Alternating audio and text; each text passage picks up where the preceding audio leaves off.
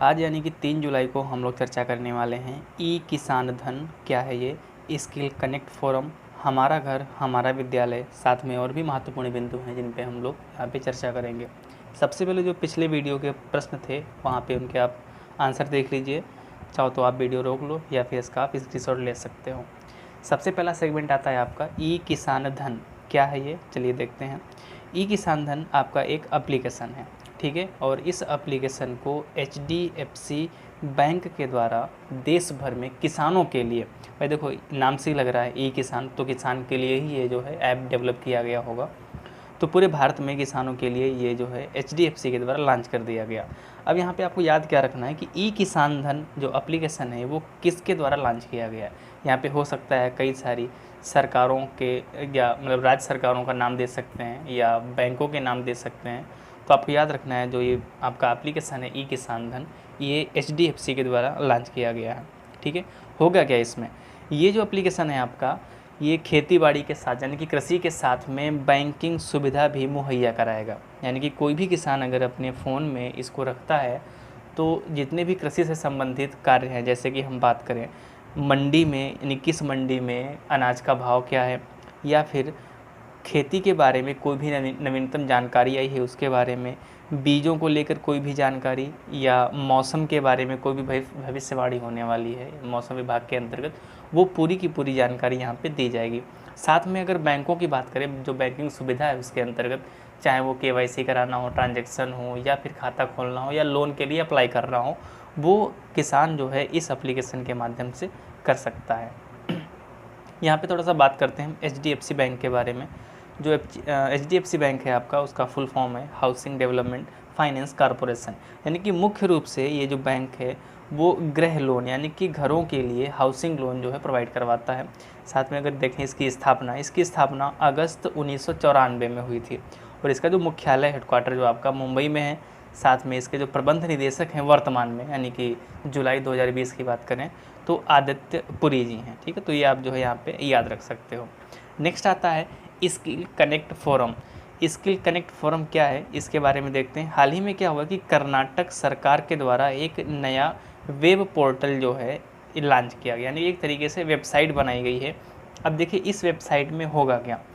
अब जैसे कि मान लीजिए कोई व्यक्ति है, 2 व्यक्ति ले लेते हैं, एग्जाम्पल से समझते हैं, अच्छे समझ में आएगा।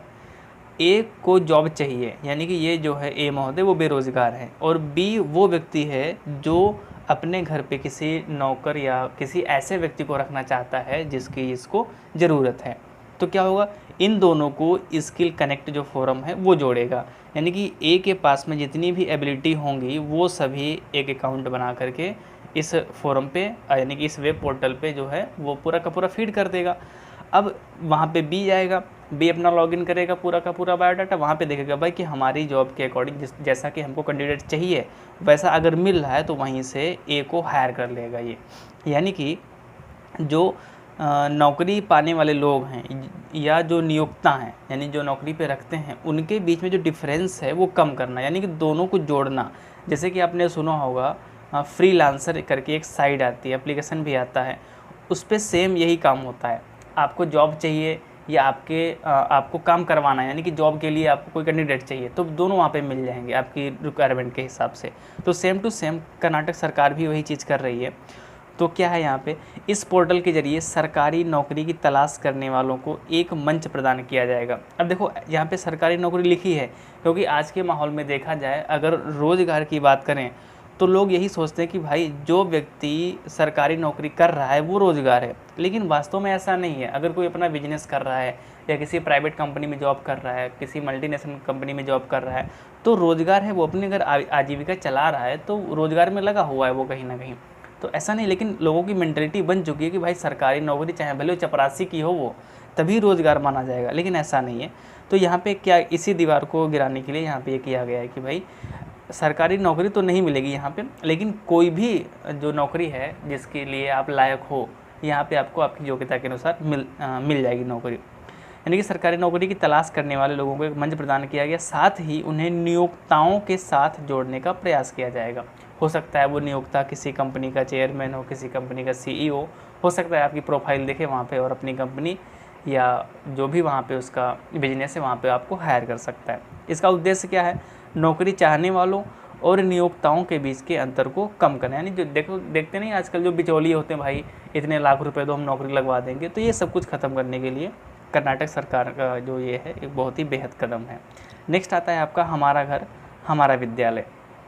अब आप 23 या 24 मार्च से आप देख रहे हो कि पूरे भारत में एक तरीके से पूर्ण रूप से लॉकडाउन लगा हुआ है। उस 24 तारीख से चाहे वो स्कूल हो, जिम हो, पार्क हो, कुछ भी हो, पूर्ण रूप से बंद कर दिया गया है। ऐसे में है क्या, जो जितने भी विद्यार्थी हैं वो सभी अपनी शिक्षण कार्य प्रणाली से दूर हटते जा रहे हैं। तो इसी को देखते हुए क्या किया गया है, मध्य प्रदेश सरकार ने ये हमारा घर हमारा विद्यालय प्रोग्राम लॉन्च किया है और ये मुख्य रूप से 6 जुलाई 2020 से प्रॉपर रूप से शुरू हो जाएगा। इसमें होगा क्या, यानी कि घर में ही बच्चे के घर में ही पूरे स्कूल का माहौल बनाया जाएगा। अब कैसे माहौल बनाया जाएगा? अब जैसे आपको पता है कि स्कूलों में शुरुआत में घंटी बजती है, फिर हर पीरियड के बाद में यानी कि 30 से 40 मिनट के बाद में घंटी बजती रहती है, भाई पीरियड समाप्त हो गया।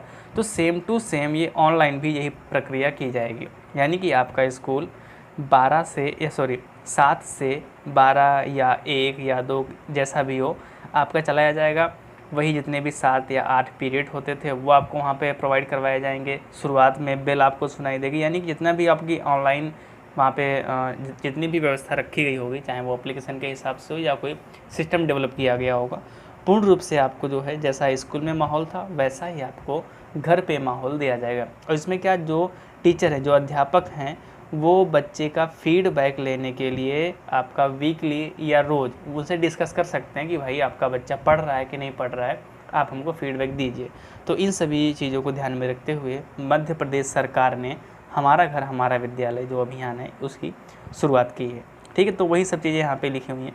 ये जो प्लेटफॉर्म होगा वर्चुअल होगा, यानी कि जो भी होगा ऑनलाइन के हिसाब से होगा। ठीक है, नेक्स्ट आता है ड्रीम केरल प्रोजेक्ट। अब देखो नाम से लग रहा है आपको कि ये प्रोजेक्ट जो है कहाँ का है, वो केरल का है, लेकिन महत्वपूर्ण ये है कि ड्रीम केरल प्रोजेक्ट है क्या। क्वेश्चन यहाँ से पूछ सकता है आपसे कि ड्रीम केरल प्रोजेक्ट किससे संबंधित है। तो देखते हैं भाई है क्या ये। क्या हुआ है कि हाल ही में केरल सरकार के मंत्रिमंडल ने 1 जुलाई यानी कि पिछले 2 दिन पहले 1 जुलाई को अनिवासी का मतलब क्या होता है, NRI, ठीक, जो भारत से बाहर काम के सिलसिले में यानी कि नौकरी करते हुए वो रह रहे हैं, अनिवासी भारतीयों के लिए पुनर्वास के लिए एक परियोजना शुरू करने का फैसला किया है। पुनर्वास का मतलब भाई देख रहे हो कोविड-19 के जरिए कई सारे लोग हैं जो अपने रोज़गार से हाथ धो बैठेंगे। वो सीधी सी बात है भाई, अपने घर आएंगे, आराम से जो भी काम चल रहा होगा अपने घर में या अपने आसपास या अपने शहर में, राज्य में, वो काम करेंगे। तो जो आएंगे उनके रहने के लिए, उनके दिनचर्या के लिए या उनके रोज़गार के लिए कुछ ना कुछ चाहिए। तो सरकार ने इसकी पहल कर दी है और जहाँ तक कि भारत सरकार ने भी इसकी बहुत पहले शुरुआत कर दी गई थी, लेकिन अब राज्य के हिसाब से भी हो रहा है। तो उसमें क्या किया गया, इस प्रोजेक्ट के माध्यम से न केवल वापसी करने वाले लोगों का पुनर्वास, यानी कि केवल रहने के लिए नहीं बल्कि उनको रोज़गार भी मुहैया करवाया जाएगा उनकी योग्यता के हिसाब से। ठीक है, केरल के एक अध्ययन के अनुसार लगभग 52% NRI नौकरी खोने के बाद राज्य वापस आ जाए। आज के वन लाइनर में तो सबसे पहला आपका है श्रीकांत माधव वैद्य को OIC का मतलब इंडियन ऑयल कॉरपोरेशन का अध्यक्ष चुना गया है। सेकंड आपका है आइसलैंड के राष्ट्रपति किसको बनाया गया है, गुडली जोहानसन को आइसलैंड का राष्ट्रपति नियुक्त किया गया है। आज के प्रश्नों की बात करें अगर तो पहला प्रश्न आपका है भारत का पहला लाइकेन पार्क किस राज्य में विकसित किया गया है। सेकंड आपका है हाल ही में आयरलैंड के प्रधानमंत्री के रूप में किसको नियुक्त किया गया है। थर्ड आपका है खोलोंगछू पनबिजली परियोजना किस देश में है।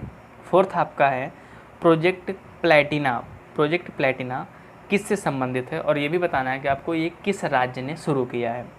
लास्ट आपका है राष्ट्रीय सांख्यिकी दिवस कब मनाया जाता है। इन सभी प्रश्नों के उत्तर आपको कमेंट बॉक्स में बताने हैं।